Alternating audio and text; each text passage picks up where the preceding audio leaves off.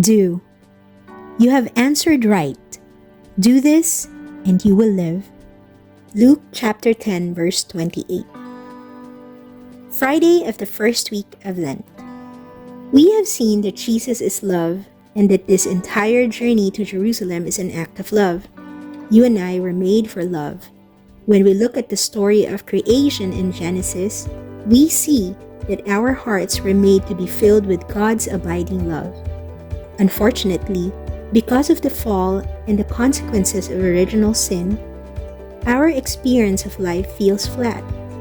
All humanity needs restoration, and the only one who can reconcile us back to God is God Himself.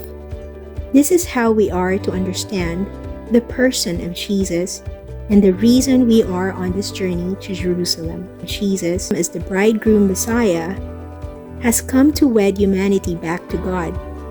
Jesus has come to bring all of us back into an intimate communion with the Trinity. This is what love is, and this is what love does. Love is something you do, not merely something you feel. On Sunday, we looked at the story of Jesus' conversation with the lawyer who wants to inherit eternal life. When prompted, the lawyer responds to Jesus by quoting the heart of Mosaic law. You shall love the Lord your God with all your heart, and with all your soul, and with all your strength, and with all your mind, and your neighbor as yourself. To that, Jesus responds, You have answered right. Do this and you will live. Luke chapter 10 verses 25 to 28. Do this. That is what Jesus says to him. Do this. Again, love is something we do. How can we best understand how Jesus Himself loves? If we understand Jesus as the bridegroom Messiah, then the rite of matrimony gives us something to consider. Before the exchange of vows, for example, couples are asked, Have you come here to enter into marriage without coercion, freely and wholeheartedly? Jesus would respond, Yes.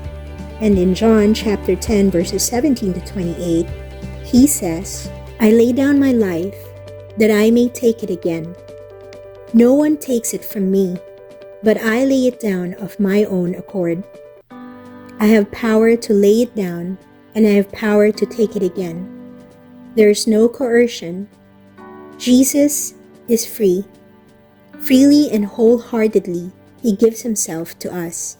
In the exchange of vows, the spouses say, I promise to be faithful to you in good times and in bad, in sickness and in health, to love you and to honor you all the days of my life. This too is applicable to Jesus. Jesus is always faithful to us, regardless of how we may struggle in our relationship with Him. Jesus is always faithful.